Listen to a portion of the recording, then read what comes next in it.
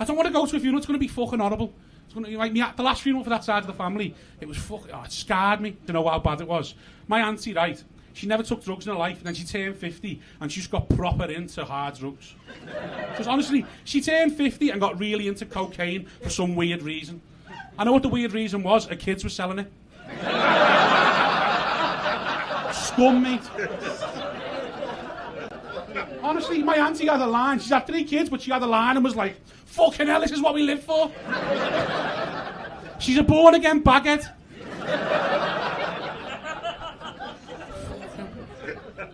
It was horrible. It was a horrible funeral as well. It was my great uncle, my dad's favourite one, Uncle George. But I was 15 years ago it was. I was 18 at the time, and I'm trying to look dead sad for my dad. But you're not dead sad at 18 because you don't give a fuck, do you?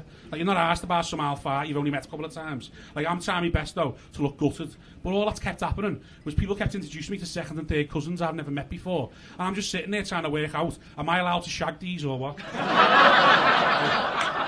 What's the rules?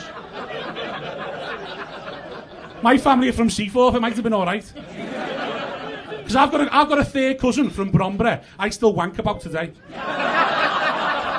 Oh, unbelievable she was. Her name's Rachel, she's the only reason I'm still on Facebook. And she goes, I go. Oh. Unbelievable. Oh, it was a weird funeral as well. My dad's favourite uncle, my Uncle George, and they all started telling stories about him. It turns out he was definitely a nonce. Definitely. Like, no one's come out. He's never been caught or nothing like that. But you know when you hear stories, he's sitting there thinking, how have you not got onto this? How have you not got on? I was like the kid from The Emperor's New Clothes, just standing there going, he's naked, he's a nonce. And my dad's telling me stories like, oh, he's the only uncle that bothered with us. He used to take us camping and that when we were kids. And what he'd do, he'd get us in fancy dress and we'd film us and we'd make these little movies. Sitting there going, what? In the fucking 70s? If that happened tomorrow, that'd be alright. We've all got camera phones in our pocket. How much is that costing? He's on the fucking dole his whole life. Where's he got the money from?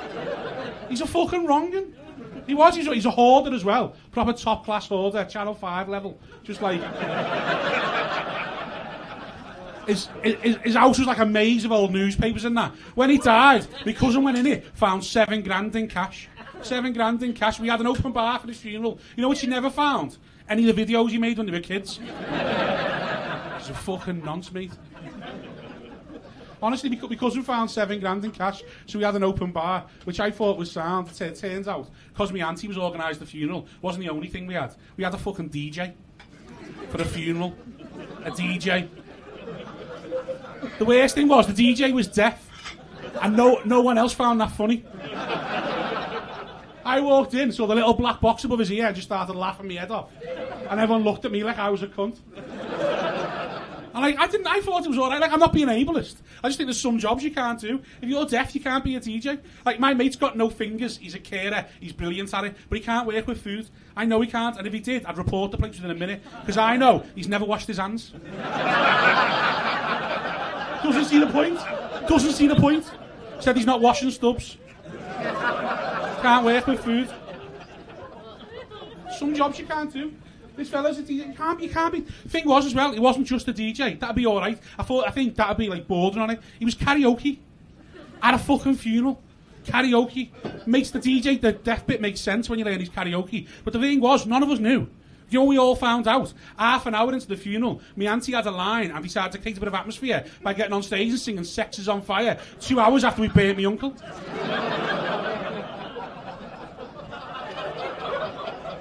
I was made up. I just looked at my dad dead smug like, you can't tell me she wasn't touched.